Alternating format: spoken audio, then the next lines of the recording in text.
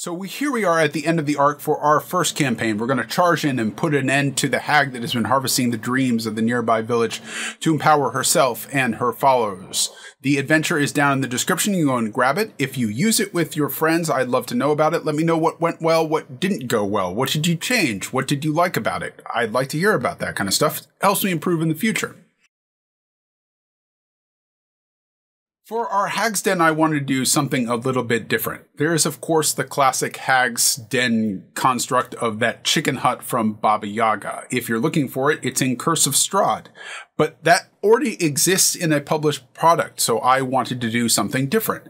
We're using an old tree that is rotting from the inside, growing weird mushrooms and now monsters in the forms of twig blights to fill out our Hag's army as she tries to conquer the world or harvest things for whatever malevolent force that she works for. To reinforce that chicken idea, because Hags, chicken feet, the chicken hut, all that kind of goes together, so we've got chickens out front.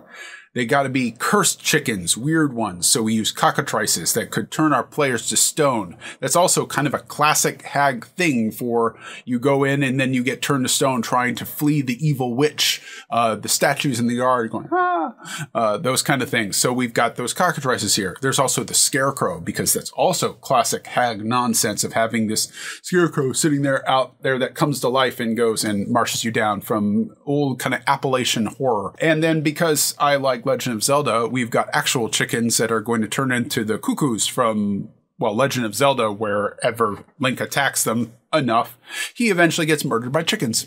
The chickens also allow us an opportunity to be a little bit more lighthearted, because this is the end of an arc. This is a big bad evil. She might be serving a bigger, badder evil somewhere else, but for these last couple of missions, this is what we've been building to. If death isn't on the table, where is it on the table? There's a real possibility that the players could fail here and then have to form another adventuring group, and then maybe we figure out what happened after the players failed. You do want to communicate to your players that death is on the table if you've never communicated it before. This is the end of an arc. This is a good time to do it if you didn't do it then. Say, hey, folks, we're heading to the end of this arc of the campaign. You guys are going to go put an end to the big bad evil, hopefully. Failure's an option. The big bad evil could win. The big bad evil does want to win, and I'm going to play them as such. Don't threaten them. Don't make them feel bad. Don't make them feel like you've stacked the deck, but you do want to add some clarity to it to say, you could lose. And I am not necessarily in charge of that. It is up to you as players to find advantages, use all the tools that you've got, use everything that I've shown you in how to play the game through these first few levels to find every advantage that you can to put this hag down. Let's take a look at the map for our dungeon here. As I've said before in previous episodes, you want to give your players some options. They might come up with those of their own, but the options don't always have to be straightforward. Here, we've got three entrances. We've got A, B, and C in the likelihood that they detect them and choose them. We want to try to balance those ways so that it is distinctly different each time, each place that they might choose to go in, so they don't feel like, well, whichever way we went in, we were going to fight the Hellhound. Ideally, there is not a right way.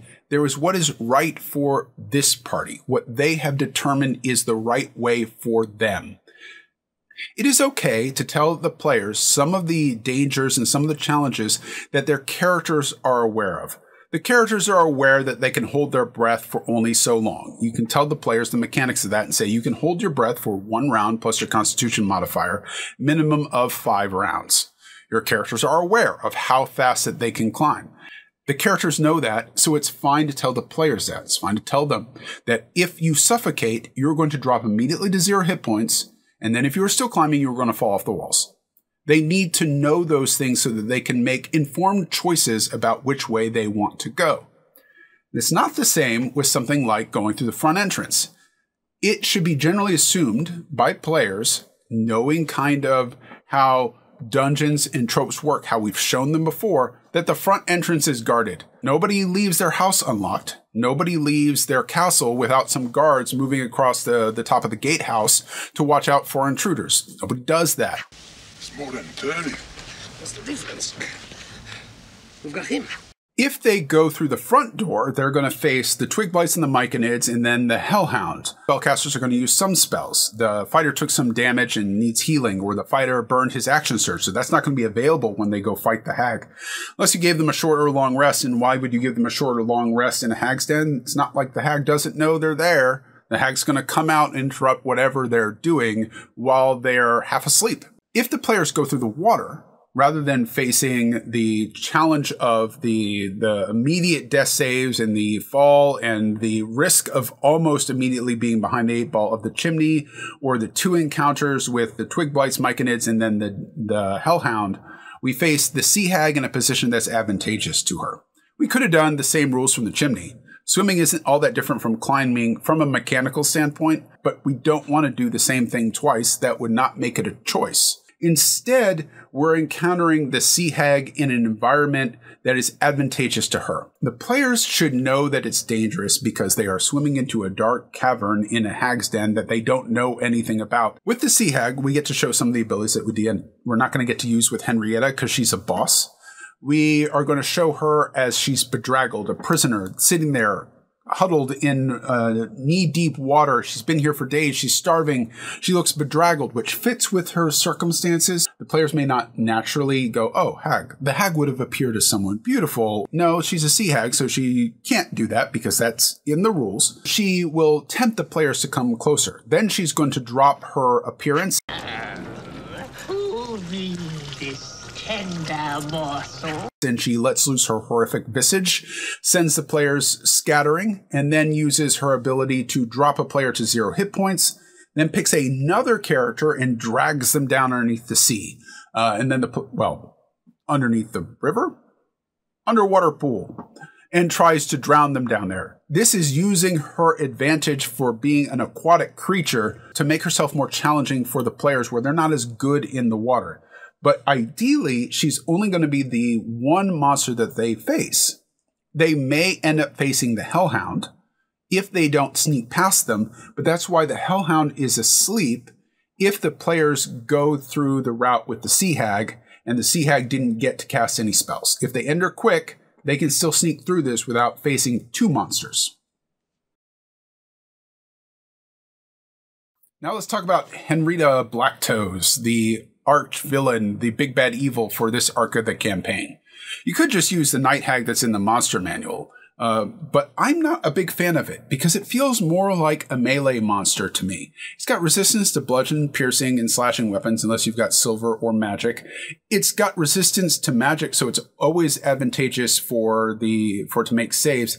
It does have some magic spells that it can cast at will, magic missile, but that's not great, and it has a pretty bad claw attack that's doing a lot damage, certainly more than a magic missile is probably doing. So that feels like a melee monster to me.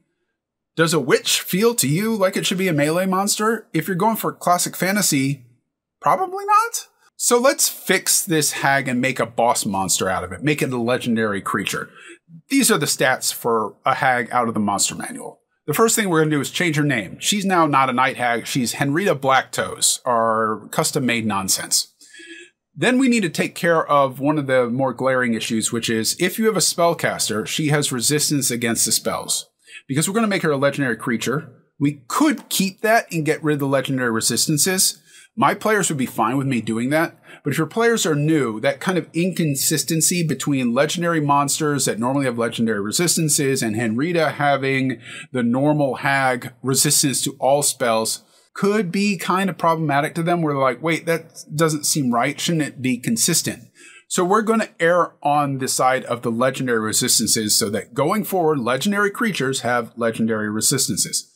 Plus, that means that if they start off the combat and they manage to paralyze her somehow, slower, do something that's going to really CC her, we can use that legendary resistance to go, nope, not today. So that she gets a few rounds of combat in before she's just crumpled up like a wet paper bag. Then we need to come down and take care of some of this other nonsense that's on here because I'm not going to use it in combat. I would still imagine she has that. I just don't need it while I'm running her in combat. I'm not going to use the horrific visions and go visit players in their dreams while they're doing that.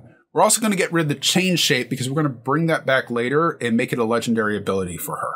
Now let's take a look at some of her legendary actions. This is a hag, a witch's witch. This is the thing from Hansel and Gretel. This is the thing from Rapunzel. This is the thing from every legendary story of a monstrous witch that's out in the forest that gobbles up children. She casts spells. She creates charms. So we're going to give her this ability that we're taking from the Lich, that she can cast a cantrip as a legendary action, except we're going to make it her innate spellcasting. That allows her to cast that magic missile off her normal turn. She can cast it after another player's turn. The next thing that we want to do is add that change shape ability back, but add something to it. We want her to have some maneuverability. We want to give her that idea of, no, you. In melee with the target, she can change shape instantly to look like them. Switch places with whoever it is in melee that she looks like, and the other players can't tell who it is when they attack. They might be attacking her, they might be attacking their friend. As soon as it's attacked, it's done, so it's not like a constant mirror image where you're playing all that, because that would get really annoying for your players to constantly be attacking their friends, and could really turn this into a downward spiral of death.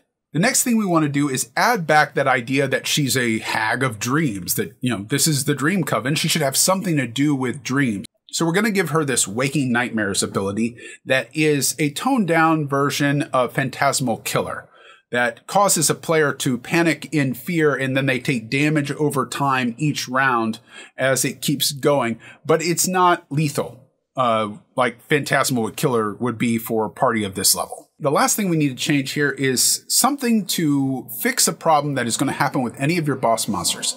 That is the dog pile. Whenever you have a boss monster, there is a point at which all the players are going to surround her, and it is just going to turn to one epic beatdown of your monster, and they're not really going to get to do anything, and you're stuck with them in this situation where, well, if I move, then I'm going to take a bunch of opportunity attacks, so do I just stand here and turn this into a slugfest? We're going to do that with her etherealness. We're going to change that to a bonus action that she can use to then move herself out of that range. She could leave the room and move the fight somewhere else so that players come around the corner. She's got ready spells that she can blast them with. I hope that this little mini campaign went really well for your players. They had a blast in that you now have a current campaign running. Let me know how that's going for you and your players. I'd like that feedback because I can get better. We all can. And getting feedback from players, other dungeon masters, and finding out what works and what didn't is one of the ways we do that. It'll probably be a while before I dive back into this and expand a campaign to something else. So do whatever you're going to do. We'll revisit this later and kind of add on to it, or we'll do like one-shot missions with featuring this monster and this monster. I think the next one is going to be about how you turn the stats of your monster, intelligence, wisdom, and charisma, into something that is playable. But that's going to be in 2 weeks because I've got a day job and they're going to come by and they're going to do the floors in my house. So there's that. Thanks for checking out the channel, and Dungeon Masters, remember you're a player too. Try to have some fun.